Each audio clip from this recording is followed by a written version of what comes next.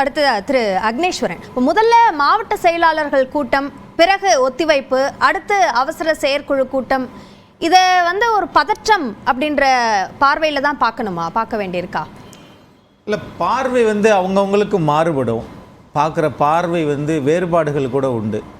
நான் இதை எப்படி பார்க்குறேன்னா, மை ஸ்டெப்ஸ் ஆர் மெஷர்டு அப்படின்னு சொன்னது மாதிரி கவனமாக நிதானமாக எடுத்து செல்கிறார்கள் அப்படி தான் நான் பார்க்குறேன். மரியாதைக்குரிய அண்ணன் கேசிபி அவர்கள் சொல்லும்போது நாங்கள் ஒருங்கிணைப்பு குழு போட்டோம், அந்த ஒருங்கிணைப்பு குழுவில் அண்ணன் பெங்களூரு புகழேந்தி நிதானம்னு சொன்னீங்க. இப்போ நிதானம்னா ஒரு முடிவெடுத்து அதில் ஸ்ட்ராங்காக நிற்கணும், ஆனால் முடிவை மாற்றிக்கிட்டே இருக்காங்க அப்படின்னும் போது பதட்டம் என்ற பார்வை தானே அதிகமாக முன்வைக்கப்படும். கட்சியிலிருந்து வெளியில் இருக்கிறவங்க பதட்டமாக தான் அதை பார்ப்பாங்க. ஆனால் கட்சிக்குள்ளே இருக்கிற போது அது கவனமாக நிதானமாக போகிறது, அது உள்கட்சி ஜனநாயகம் அப்படி தான் நாங்கள் பார்க்குறோம். ஆகையினால அவர்கள் நிதானமாகத்தான் செல்லுகிறார்கள். இவங்க 4 பேரும் ஒருங்கிணைப்பு குழு ஆரம்பித்தாங்க. அண்ணன் கேசிபி, பெங்களூரு புகழேந்தி, முடிமன் ராமசாமி அவர்கள், அதே மாதிரி அண்ணன் ஜேசிடி பிரபாகரன் அவர்கள். இப்போ இவங்களுக்காகத்தான் அண்ணன் அப்படி போகிற போக்கில் ஒரு குண்டத்துக்கு போட்டார் பாருங்களேன். நாங்கள் ஒருங்கிணைப்பு குழு ஆரம்பித்தோம், அதுக்காகத்தான் மடைமாற்றம் செய்வதற்காக திரு எடப்பாடி பழனிசாமி அவர்கள், தமிழ்நாட்டின் மாண்புமிகு எதிர்க்கட்சி தலைவர், நாடாளுமன்ற தேர்தலை பற்றி திசை திருப்பதற்காக கொண்டு வந்தாங்க. அதுக்கு நோக்கம் இல்லை.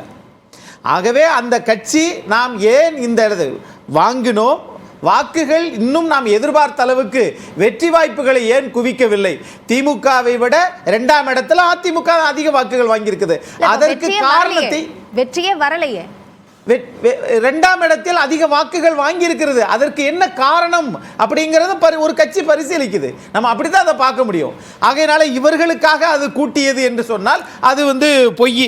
2வது திரு எடப்பாடி பழனிசாமி அவர்கள் தனிநபராக முடிவெடுக்கிறார், அது தப்பு.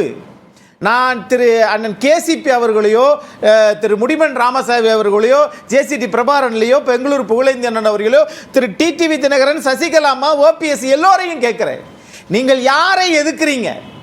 திரு எடப்பாடி பழனிசாமி அவர்களையா அல்லது அதிமுக என்கிற ஒரு நிறுவனத்தையா, கட்சியையா?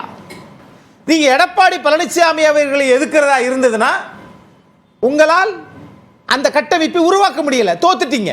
இல்ல, அவங்க எதிர்க்கிறது, எடப்பாடி பழனிசாமி எதிர்க்கிறோம் அப்படின்னு அவங்க எந்த இடத்துலையுமே சொல்லல. அதிமுக ஒன்றாக ஒருங்கிணையணும் அப்படின்னு தானே சொல்றாங்க. நீங்க குறிப்பிட்ட அத்தனை பேரும் ஒருங்கிணையணும்னு சொல்றீங்க, பிறகு எதுக்கு வழக்கு தொடுக்கிறீங்க?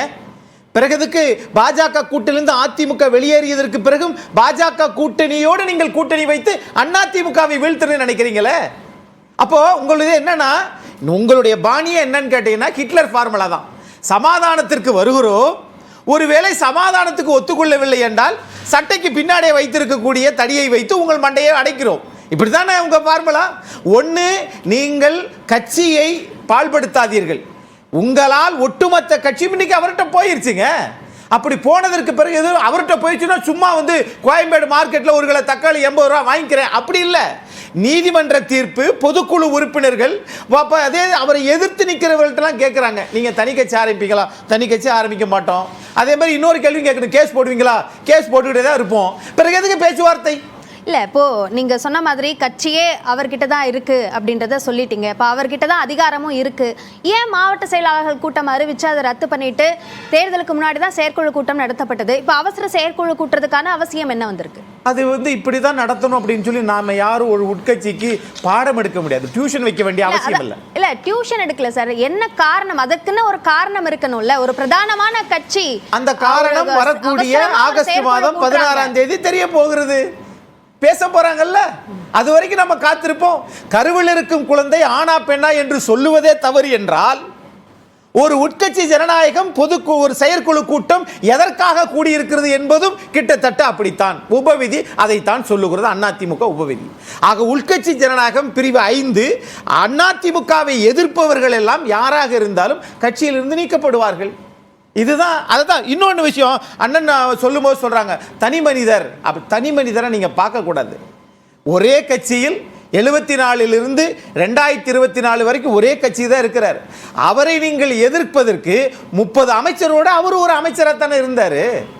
உங்களோட சகாக்கள் தானே. அதனால் இவர்கள் ஏற்றுக்கொள்ள முடியாதனால இவர் பொதுச் செயலாளர் ஆயிட்டாரு. இதனால் நீங்க கட்சியை எதிர்க்கிறீங்களா, திரு எடப்பாடி பழனிசாமி எதிர்க்கிறீர்களா? நீங்கள் ரெண்டில் எதை எதிர்த்தாலும் நீங்கள் வெற்றியாளர்களா தோல்வி அடைந்தவர்களா? இந்த கேள்விக்கு பதில் இருக்கல. ஆக உங்களை நீங்களே கேள்வி எழுப்பிக் கொள்ள வேண்டும். நான் பரிசுத்தமானவராக வலிமையுடையவராக நீ எடப்பாடி பழனிசாமியை எதிர்த்து வெற்றி பெறக்கூடிய ஆற்றல் உடையவராக உங்களை தகுதிப்படுத்திக்கிட்டு அதுக்கப்புறம் நீங்க கேட்டீங்கன்னா நீங்கள் சொல்லுவதெல்லாம் உண்மை. ஒரு இளைஞர் போறாரு அப்படின்னா சுவாமி விவேகானந்தர் தான் சொல்லுவார். ஒரு இளைஞர் போகிறார் என்றால் அவர் ஒரு 2000 ஆண்டுகளுக்கான பண்பாடும் கலாச்சாரமும் நடந்து செல்லுகிறதுன்னு பொருள். அது மாதிரி தான் அதிமுகவினுடைய பொதுச் செயலாளர் ராகவானந்தமாக இருந்தாலும், பாவு சண்முகமாக இருந்தாலும், செல்வி ஜெயலலிதா இருந்தாலும், புரட்சித் தலைவர் எம்ஜிஆராக இருந்தாலும் அதே பாணியில் அதே கலாச்சாரத்தோடு அதிமுக இன்னைக்கு எடப்பாடி பழனிசாமி அவர்களிடம் நிற்கிறது. அவரை எதிர்க்க முடியாதவர்கள் ஒன்று கட்சியை எதிர்க்கிறார்களா அல்லது எடப்பாடி பழனிசாமி எதிர்க்கிறார்களா, ரெண்டையும் எதிர்க்கிறார்களா என்பதை அவர்களை எதிர்க்கிறவர்கள் எல்லாம் வெளிப்படையாக சொல்லுங்கள். சரி, ஓகே. முதற்கட்ட பார்வையை எடுத்துக்கிறேன். திரு ரவீந்திரன் துரைசாமி, இப்போ செயற்குழு கூட்டம் அப்படின்றது வந்து அதை நம்ம பகுப்பாய்வுக்கு உட்படுத்தவே தேவையில்லை அப்படின்னு சொல்றாரு அக்னீஸ்வரன். இப்போ ஒரு பிரதான கட்சி அவசரமா ஒரு செயற்குழுவை கூட்டுது அப்படின்னாலும் இப்போ இருக்கக்கூடிய அரசியல் சூழல்ல இதை எப்படியா பார்க்க வேண்டியிருக்கு, இதோட அரசியல் முக்கியத்துவம் என்ன அப்படின்னு புரிஞ்சுக்கணும். Thambidurai versus CV Shanmugam. ராஜ்யசபாவில் சிவி சண்முகத்தோட பேச்சுக்கள் முழுக்க பாஜகவுக்கு எதிராக தெளிவாக இருந்தது. அவர் மத்திய அரசின் துணையின்றி மாநில அரசையும், மாநில அரசின் துணையின்றி மத்திய அரசையும் எதிர்க்கக்கூடிய அளவுக்கு ஒரு அதிமுக ஒரு பேக்கிங் உள்ள ஒரு பெரிய தலைவர்.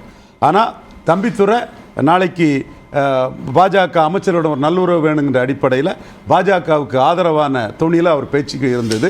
இது இந்திய அரசியல் அரங்கத்திலும் அதிமுகவுக்குள் பிரச்சனை இருக்கிறது. ராஜ்யசபாவிலே அது வெடிக்கிறது.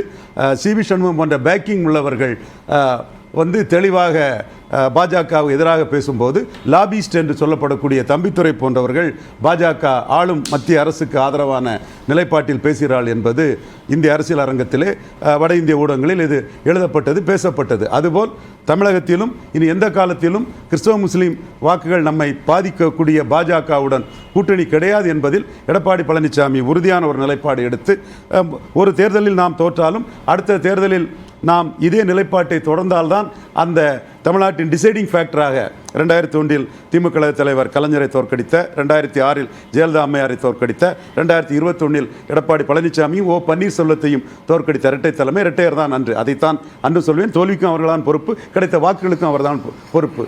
அவர்களை தோற்கடித்த அந்த வாக்காளர்களின் நம்பிக்கை பெறுவதுதான் முக்கியம் என்று எடப்பாடி பழனிசாமி தன் காய்களை நகர்த்துகிறார். அவர்தான் பொதுச் செயலாளர், அவருடைய முடிவு. ஆனால் அவர் முடிவுக்கு மாறாகவே கோயம்புத்தூரில் 3வது டெபாசிட்டை ஜஸ்ட் காப்பாற்றிய வேலுமணி அவர்கள் பாஜகவும் அதிமுகவும் சேர்ந்திருந்தால் பெரிய வெற்றியை பெற்றிருக்கலாம் என்ற ஒரு கருத்தை அவர் முன்வைக்கிறார். இப்படி அந்த கட்சிக்குள் மிக பெரும்பகுதியினர் பாஜக எதிர்ப்பு என்ற கண்ணோட்டத்திலும், தென் மாவட்டம் மேற்கு மாவட்டத்தை சேர்ந்தவர்கள் பாஜக ஆதரவு என்ற நிலைப்பாட்டிலும் தேர்தல் பெர்ஃபார்மன்ஸ், வெற்றி தோல்வி அல்ல, பெர்ஃபார்மன்ஸ். இந்த கட்சி சேலத்தில் 38% வாக்கெடுத்திருக்குது, 10.5 பின்னணியில். திருநெல்வேலியில் 8% வாக்கெடுத்திருக்குது, தேனியில் 13% வாக்கெடுத்திருக்குது, நாமக்கல்ல 40 தாண்டி இருக்குது, ராமநாதபுரத்தில் 9% வாக்கெடுத்திருக்கு, கள்ளக்குறிச்சியில் 40 தாண்டி இருக்குது, விழுப்புரம் சிதம்பரத்தில் பாமகவை பலகீனப்படுத்தி 35% வாக்கெடுத்திருக்குதுன்னு சொன்னால் இந்த கட்சி வடபலத்தில் ஒரு பலமான கட்சியாகவும் மற்ற பகுதியில் பலம் குறைந்த ஒரு கட்சியாகவும் இருக்கிறது வெளிப்படை. அந்த பலமான இடத்தை சேர்ந்த சிவி சண்முகம் பாஜகவுடன் கூட்டணி கிடையாது என்கிறார். இந்த கூட்டம் என்பது சொல்லக்கூடிய இந்த அம்சங்களின் அடிப்படையில் பார்க்கும்போது கட்சியோட மூத்த தலைவர்கள் எடப்பாடி பழனிசாமியோட கருத்தோட முரண்பட்டு நிற்கிறாங்க அப்படின்றதான் புரிஞ்சுக்க முடியுது. அதை சரி செய்யறதுக்கு தான் அதுல எங்களுக்கு அதில் மாறுபட்ட கருத்து இல்லை. பாஜகவோட கூட்டணி கிடையாதுங்கிறத சிவி சண்முகம், ஜெயக்குமார், கேபி முனுசாமி போன்றவர்கள் எடப்பாடி தரப்பிலிருந்து நான் சொல்கிறேன் இல்லையா, 2/3 ஏரியாவில் இருக்கிறவங்க, நல்ல வாக்கெடுத்த பகுதியை சேர்ந்தவங்க பாஜக வேண்டான்னு சொல்கிறாங்க இல்லையா, அந்த கருத்து தற்காலிகமாக பலப்படக்கூடிய அளவுக்கு ஒரு தீர்மானங்கள் நிறைவேற்றப்படும். அடுத்தபடியாக உள்கட்சி இதுக்குள்ளேயும் வந்து மற்றவர்கள் வந்து ரெட்டலைக்கு எதிராக நின்னாங்க, துரோகிகள், அவர்களை என்றைக்கும் சேர்க்கறதில்லை, எடப்பாடி பழனிசாமியின் கரத்தை பலுப்படுத்துவோம், மக்களின் நம்பிக்கை பெறுவோம் என்ற அடிப்படையில் தீர்மானம் நிறைவேற்றப்படும். அந்த தீர்மானம் மாவட்ட செயலாளர் கூட்டத்தில் நடந்தால் ஒருவேளையில் சவுத்தில் உள்ள மாவட்ட செயலாளர்கள் இனிமேல் என்ன இருக்குது நமக்கு, ஒற்றை இலக்கத்தில் போயிட்டோம், 9% போயிட்டோம், 4% போயிட்டோம், இது 13% போயிட்டோம்னு ஏதாவது கருத்தை சொல்ல நேரிடலாம். இது செயற்குழுன்னா ஒரு பெரிய பாடி, மீண்டும் கட்சிக்குள்ள ஒரு பிளவு வரக்கூடாது, ஒற்றுமை அவசியம் ஒரு வகையில் என்றாலும் கூட இருக்க இடத்துக்குள்ளே பிளவு வந்துடக்கூடாதுங்கிறது இன்னொரு வகையிலும் அவங்க கருதுருவாங்க. அந்த அடிப்படையில் அந்த செயற்குழுவை பயன்படுத்தி பாஜகவுக்கு கூட்டணி கிடையாது என்றும் இணைப்பு கிடையாது என்றும் தற்காலிகமாக தீர்மானம் நிறைவேற்றப்படும். அப்போ அந்த இணைப்பு இல்லை அப்படின்றத உறுதிப்படுத்துறதுக்காகவும் இந்த கூட்டம் அப்படின்ற ஒரு இடமும் இருக்குதான். இணைப்பாளர்கள் பாஜக ஆதரவாளர்கள் என்பது சி.வி. சண்முகம், கே.பி. முனுசாமி போன்றவர்களோட ஆணித்தரமான கருத்து.